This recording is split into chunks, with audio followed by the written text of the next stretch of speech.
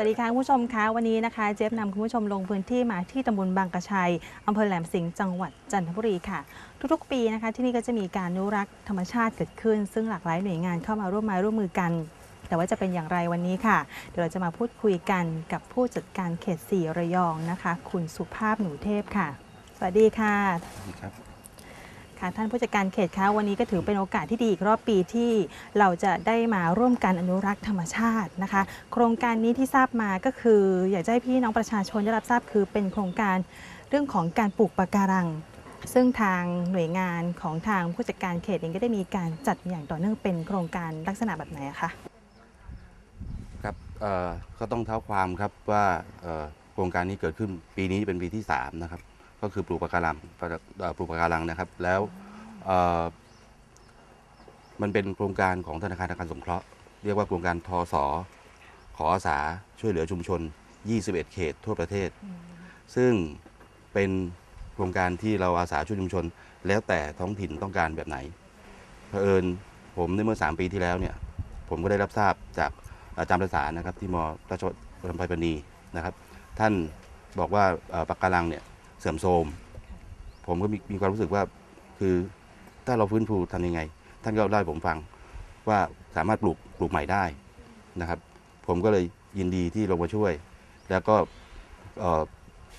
ตอนนี้นะครับปะการังตอนนี้เนี่ยจัดว่าได้ผลดีมากนะครับแล้วก็สัตว์น้ำเราก็ปล่อยเยอะมากนะครับแล้วปรากฏว่าสัตว์น้ำที่เราปล่อยเนี่ยตอนนี้ในที่ใต้ท้องทะเลมีปะการังแต่มีสัตว์น้ำเพิ่มขึ้นเยอะมากนะครับแล้วปลาสวยงามก็เพิ่มขึ้นเยอะมากครับซึ่งเมื่อ2 อาทิตย์ที่แล้วเนี่ยทำมหาวิทยาลัยดำลงไปตรวจสอบอีกครั้งหนึ่งแล้วเอามาขึ้นมาดูเนี่ยครับพบว่า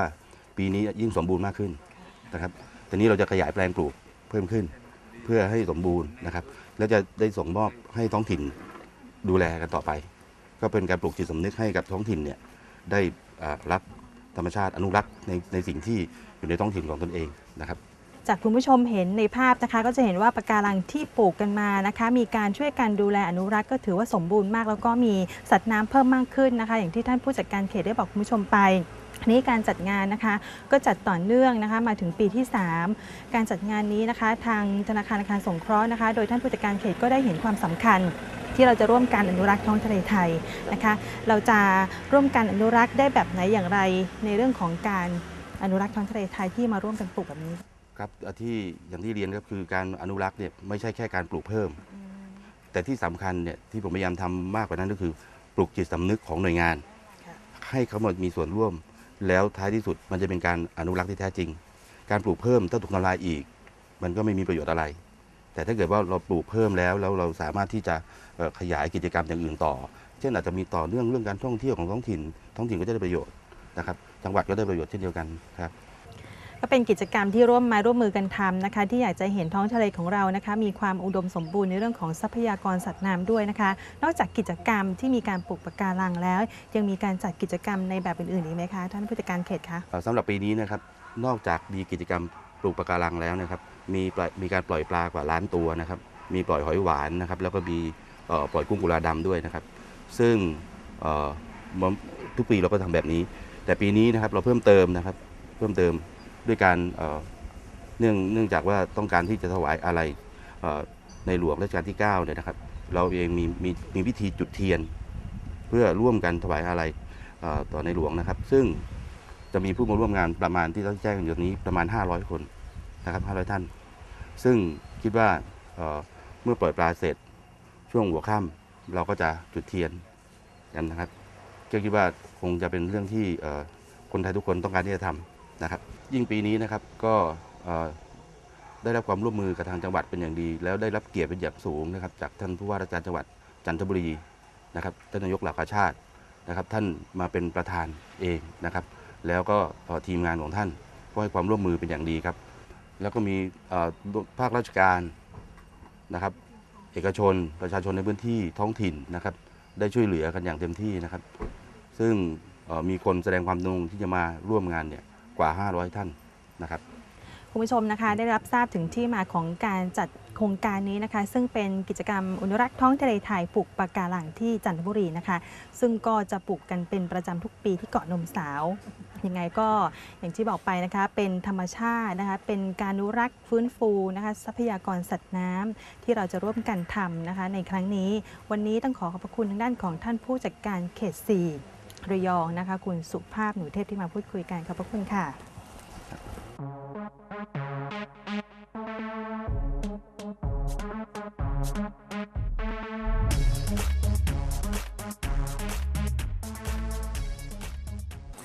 ครับโครงการนี้นะครับก็ดำเนินการโดยธนาคารอาคารสงเคราะห์นะครับสำนักงานเขตจังหวัดจันทบุรีนะครับที่ได้กรุณามาดำเนินโครงการที่พื้นที่อ่าวยางแห่งนี้นะครับปีนี้ก็เป็นปีที่3นะครับซึ่งการดำเนินการมาในเมื่อปีที่2ปี2518ที่แล้วก็ประเมินผลและประสบผลความสำเร็จเป็นอย่างมากนะครับมีแนวปะการังใหม่ๆขึ้นมานะครับแล้วก็โครงการนี้นะครับเป็นการดำเนินการเพื่อมีวัตถุประสงค์เพื่อน้อมรำลึกถึงพระมหากรุณาธิคุณของพระบาทสมเด็จพระปรมินทรมหาภูมิพลอดุลยเดชนะครับในฐานะที่พระองค์ทรงเป็นแบบอย่างในการอนุรักษ์ทรัพยากรธรรมชาติและสิ่งแวดล้อมนะครับซึ่งโครงการนี้ก็จะเป็นการปลูกปะการังทดแทนเป็นการอนุรักษ์พันธุ์ปะการังและพันธุ์สัตว์น้ำนะครับขณะเดียวกันก็ทำให้เกิดการส่งเสริมการท่องเที่ยวเชิงอนุรักษ์ไปในตัวด้วยนะครับซึ่งสถานที่อ่าวยางแห่งนี้นะครับแล้วก็เกาะนมสาวที่ตั้งอยู่ข้างหน้านะครับเป็นทิวทัศน์ที่สวยงามมากนะครับแล้วก็ในอนาคตก็จะมีปะการังถือว่าเป็นน่าจะเป็นแหล่งหนึ่งที่สมบูรณ์ของภาคตะวันออกด้วยนะครับเพราะว่าทางดร.ประสานนะครับของม.ราชภัฏอภัยพันนีได้มาดูแล้วก็ท่านมีความเห็นว่าแหล่งนี้เป็นแหล่งที่น่าสมบูรณ์น่าศึกษาในอนาคตเป็นอย่างยิ่งนะครับซึ่งก็จะขอเชิญชวนนะครับท่านผู้ชมนะครับได้มาเยี่ยมชมนะครับอ่าวยางแล้วก็เกาะนมสาวแห่งนี้ด้วยนะครับสถานที่นี้ครับเป็นสถานที่เงียบสงบนะครับน่าท่องเที่ยวในปีต่อไปนะครับก็คงได้รับความกรุณาจากธนาคารอาคารสงเคราะห์ที่จะมาดำเนินการโครงการในทุกๆปีนะครับก็ขอเชิญชวนทุกท่านได้มาร่วมกันอนุรักษ์ทรัพยากรแล้วก็ทำความดีถวายพระองค์ท่านด้วยนะครับครับก็ต้องขอบคุณธนาคารอาคารสงเคราะห์จังหวัดจันทบุรีอำเภอแหลมสิงห์ร่วมกับองค์การบริหารส่วนตำบลบางกระชัยและมหาวิทยาลัยราชภัฏลำไพพรรณีนะครับที่จัดกิจกรรมในการฟื้นฟูทรัพยากรธรรมชาติ โดยการปลูกปะการังที่เกาะนมสาวหมู่ 1ตำบลบางกระชัยอำเภอแหลมสิงห์จังหวัดจันทบุรีพร้อมกับมีการปล่อยพันธุ์สัตว์น้ำทั้งกุ้งขาววานามายกุ้งดำพันธุ์ปลาหมึกปลากระพงนะครับลงสู่ธรรมชาติเพื่อทำให้ธรรมชาติเกิดความสมดุลเกิดความสมบูรณ์ทั้งทางด้านทรัพยากรธรรมชาติสิ่งแวดล้อมสิ่งมีชีวิตรวมทั้งที่สำคัญที่สุดก็คือปะการังซึ่งอยู่ในเขตเกาะนมสาวหมู่ 1ตำบลบางกระชัยอำเภอแหลมสิงห์จังหวัดจันทบุรีซึ่งเดิมนั้นเกาะนมสาวจะเป็นพื้นที่ที่มีปะการังที่สมบูรณ์มากแต่เนื่องจากมาระยะหลังๆเกิดปรากฏการณ์เอลนิโญทำให้เกิดการสูญเสียการตายของปะการังเป็นจำนวนมากก็ทำให้ธนาคารอาคารสงเคราะห์และทางมหาวิทยาลัยราชภัฏลำไพพรรณีร่วมกับองค์การบริหารส่วนตำบลบางกระชัยฟื้นฟูการปลูกปะการังขึ้นมาซึ่งปีนี้ก็เป็นการปลูกเป็นปีที่3แล้วนะครับและปีนี้ถือว่าเป็นปีที่สำคัญก็คือเป็นการทำถวายเพื่อเป็นพระราชกุศลแด่พระบาทสมเด็จพระปรมินทรมหาภูมิพลอดุลยเดชคือการทำความดีเพื่อพ่อหลวงรัชกาลที่9นะครับซึ่งการปลูกปะการังในรอบที่ 2-3 ปีที่ผ่านมาเนี่ยทำให้ปะการังมีความสมบูรณ์นะครับโดยเฉพาะพื้นทะเลหน้าหาดเกาะนมสาวเนี่ยจะมีความสมบูรณ์ความหลากหลายทางชีวภาพซึ่งสมบูรณ์มากนะครับนอกเหนือจากการมีปะการังที่สมบูรณ์ที่สุดในภาคตะวันออกแล้วยังมีในเรื่องของหอยมือเสือความหลากหลายทางชีวภาพไม่ว่าจะเป็นปลาการ์ตูนหรือความสวยงามทางด้านใต้ทะเลนะครับซึ่งเกาะนมสาวนี้ถือว่าเป็นสถานที่ที่สำคัญแล้วก็ถือเป็นจะเปรียบว่าเป็นเพชรหรือพลอยของจังหวัดจันทบุรีก็ได้ครับครับจริงๆแล้วโครงการคืนชีวิตให้ท้องทะเลนะครับโดยการปลูกปะการังบริเวณหน้าเกาะนมสาวเนี่ยเป็นโครงการที่ธนาคารอาคารสงเคราะห์นะครับได้ให้การสนับสนุนและก็ส่งเสริมมาเป็นปีที่3นะครับปีนี้เป็นปีที่3ปีแรกเราก็เริ่มโครงการกันนะครับโดยร่วมมือกันระหว่างธนาคารอาคารสงเคราะห์แล้วก็อำเภอแหลมสิงห์เทศบาลตำบลปากน้ำแหลมสิงห์องค์การบริหารส่วนตำบลบางกระชัยนะครับในการทำกิจกรรมร่วมกันปลูกปะการังเทียม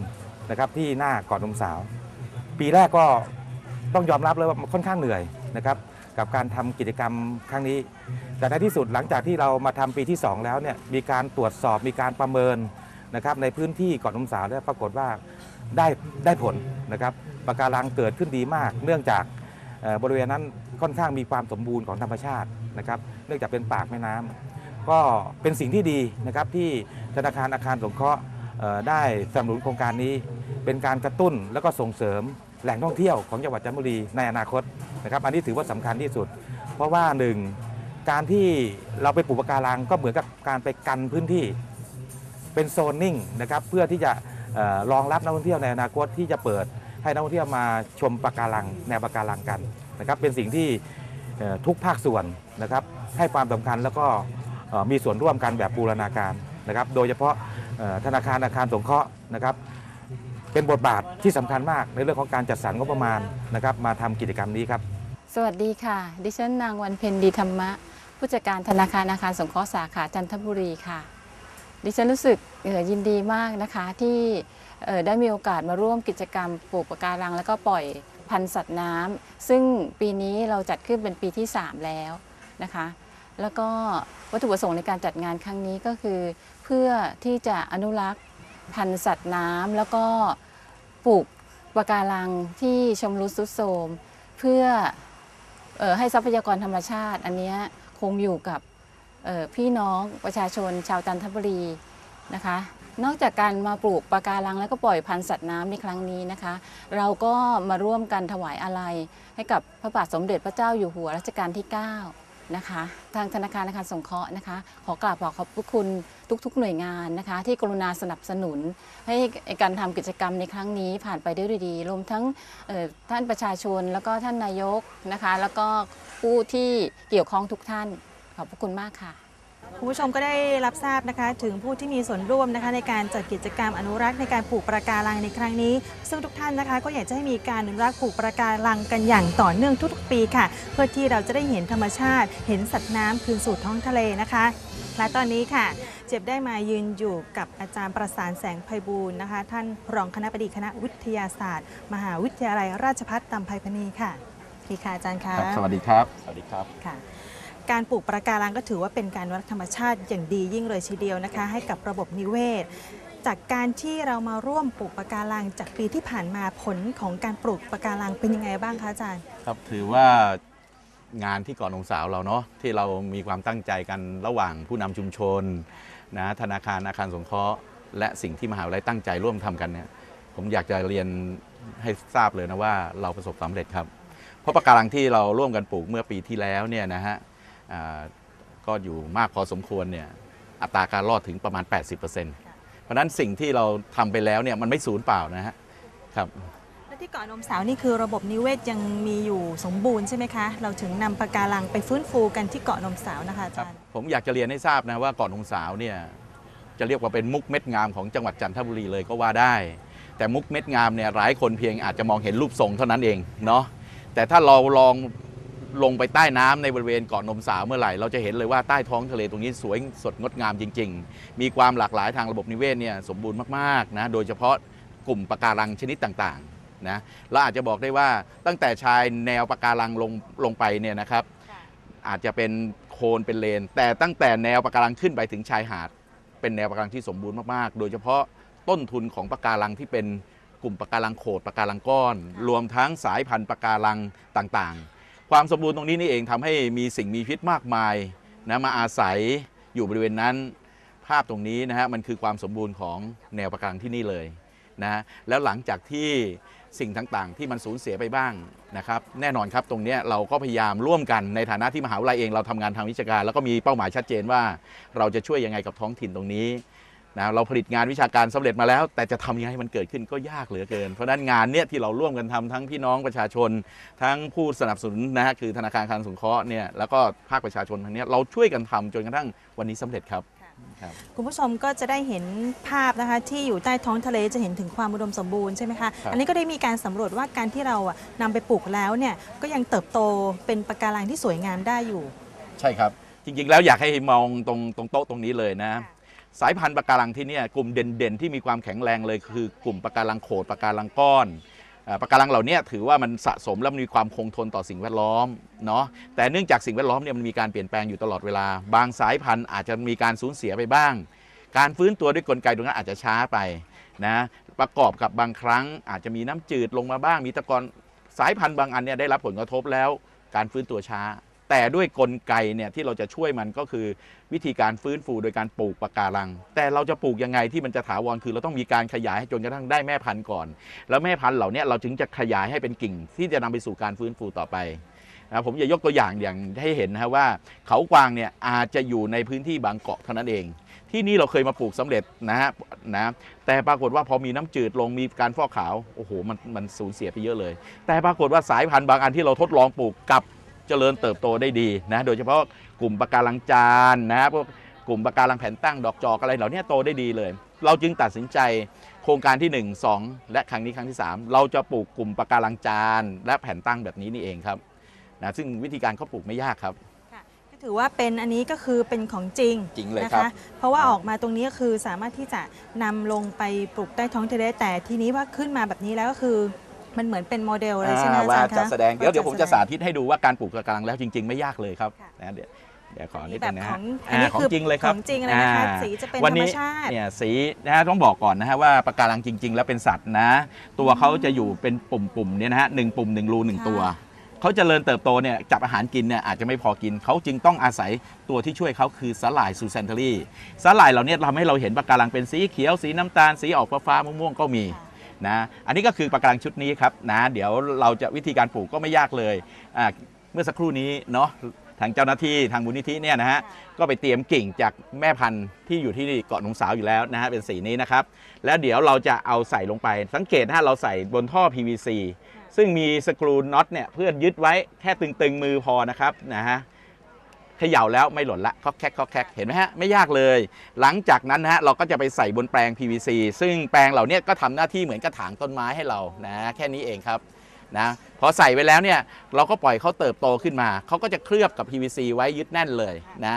วันหนึ่งเขาโตขนาดนี้แล้วเนี่ยเราก็สามารถเอามาเป็นแม่พันธุ์ได้แต่ถ้าเราจะปลูกเพื่อการฟื้นฟูพอยึดติดเท่านี้เราก็เอาพอยึดได้แล้วแข็งแรงแล้วเราก็เอาเข้าพื้นที่เอาไปติดตั้งต่อไปในธรรมชาติหลังจากนั้นกระบวนการทางธรรมชาติเขาก็จะช่วยดูแลให้เขาเติบโตอยู่ในธรรมชาติต่อไปครับก็ถือว่าปะการังแบบว่าที่เรียกตรงนี้คือเป็นจานนะคะอาจารย์เป็นปะการังจาน ปะการังจานนะคะซึ่งสามารถที่จะเติบโตในท้องทะเลของบริเวณเกาะนมสาวได้ดีในหลักการจริงๆแล้วการที่เราจะเอาชนิดไหนนะฮะกลุ่มไหนไปปลูกเนี่ยก็ขอให้มันเป็นชนิดที่อยู่ในพื้นที่อยู่แล้วแต่มันอาจจะมีน้อยหรือได้รับผลกระทบนะฮะกระบวนการตรงนี้ก็เหมือนแยกกิ่งต้นไม้มาปลูกนั่นเองแต่เพียงเขาเป็นสัตว์เท่านั้นนะเพราะฉะนั้นเราคงจะรอเนี่ยธรรมชาติฟื้นตัวเองเนี่ยเป็นไปได้แต่อาจจะเป็น100 ปี50 ปีอาจจะยังไม่เจอเลยแต่วิธีการอย่างนี้มันทำให้เหมือนกับการที่เรามีกล้าที่จะไปฟื้นฟูในแหล่งที่มันเสื่อมโทรมและมันเคยดีในอดีตซึ่งตรงนี้ชัดเจนว่าเกาะนมสาวเนี่ยหลังจากที่เราทำแม่พันธุ์มารุ่นแรกๆนะฮะที่ตอนนี้กลับคืนสู่พื้นที่แล้วนะเพราะนั้นตรงนี้นะครับคือความสำคัญของงานฟื้นฟูนั่นเองถือว่าประสบความสำเร็จนะคะในการที่เรามาร่วมการอนุรักษ์ปลูกปะการังใต้ท้องทะเลอย่างอาจารย์ก็ทุ่มเทเต็มที่เพื่อที่จะให้บริเวณของพื้นที่เกาะนมสาวเนี่ยมีความอุดมสมบูรณ์ในของสัตว์ใต้ทะเลไม่ว่าจะเป็นปะการังยังมีสัตว์น้ำเล็กๆน้อยๆจะเติบโตกันร่วมกันกับปะการังได้อยู่ครับครับก็อยากจะฝากไว้เหมือนกันนะฮะว่าการฟื้นฟูหรือการทำให้ธรรมชาติเนี่ยมันกลับมาแล้วก็อยากให้มรดกอันเนี้ยไปถึงพี่น้องชุมชนนะฮะในจังหวัดจันทบุรีเองแล้วก็แบ่งปันให้ทุกภาคส่วนได้มาเรียนรู้เกาะนมสาวแค่นี้นะครับไม่ได้ไกลเลยนะแล้วบริเวณนี้เนี่ยต้องถือว่าเป็นสวรรค์เป็นไข่มุกแห่งภาคตะวันออกก็ว่าได้นะเพราะนั้นก็ดีใจนะทั้งชุมชนเองผมได้พูดคุยกับท่านผู้นำท่านก็พยายามตั้งใจที่อยากจะรักษาสภาพเกาะนมสาวไว้เนี่ยให้เป็นแหล่งท่องเที่ยวเพื่อการเรียนรู้ต่อไปแล้วก็ใช้อย่างยั่งยืนครับเพราะฉะนั้นนะคะการปลูกปะการังก็ถือว่าเป็นผลดีกับส่วนรวมนะคะที่เราจะร่วมกันอนุรักษ์นะคะพื้นที่ใต้ท้องทะเลให้อุดมสมบูรณ์นะคะก็ถือว่าเป็นการปลุกจิตสำนึกด้วยนะคะท่านอาจารย์คะใช่ครับก็อยากจะฝากไว้เหมือนกันนะฮะว่าทรัพยากรแนวปะการังทั้งหลายมันเป็นมรดกของคนทั้งชาติและเป็นมรดกโลกก็ว่าได้เพราะฉะนั้นการที่จะเข้าไปใช้ประโยชน์เนี่ยนะครับก็ขอให้พึงระวังว่าสิ่งทั้งหลายนั้นถ้าเราใช้ไม่ถูกต้องเราไม่ระวังรักษานั้นก็อาจจะสูญเสียไป ราะฉะนั้นก็ฝากไว้นะถึงทุกภาคส่วนที่จะเข้าไปใช้ประโยชน์เช่น ชาวประมงเอง ชาวบ้านเองนะฮะที่ไปทำเรื่องการท่องเที่ยวหรืออะไรก็แล้วแต่แม้กระทั่งนักท่องเที่ยวเองที่ขึ้นไปเที่ยวหรือขึ้นไปชื่นชมความงดงามของท้องทะเลเนี่ยก็ขอให้พึงระวังไว้ว่าเราจะรักษาสิ่งที่สวยงามเหล่านี้ไว้ให้กับคนรุ่นหลังต่อไปนะครับ ทางผู้ชมคะการร่วมแรงร่วมใจกันนะคะในครั้งนี้ค่ะก็ถือว่าทุกๆปีที่ผ่านมานะคะที่มีการจัดงานในเรื่องของการอนุรักษ์ปลูกปะการังประสบความสำเร็จ เพราะว่าปะการังเติบโตใต้ท้องทะเลนะคะแล้วก็สามารถที่จะฟื้นฟูทรัพยากรใต้น้ำมีสัตว์น้ำนานาชนิดในพื้นที่ของทะเลให้อุดมสมบูรณ์อีกด้วยวันนี้นะคะต้องขอขอบคุณทางด้านของอาจารย์ประสานแสงไพบูลย์ที่มาพูดคุยกันนะคะท่านรองคณบดีคณะวิทยาศาสตร์มหาวิทยาลัยราชภัฏอำไพพรรณีค่ะขอบคุณค่ะ ครับขอบคุณครับ ค่ะคุณผู้ชมคะวันนี้นะคะหมดเวลาของรายการแล้วค่ะลาคุณผู้ชมไปพร้อมกับผู้ร่วมรายการกันก่อนนะคะสวัสดีค่ะ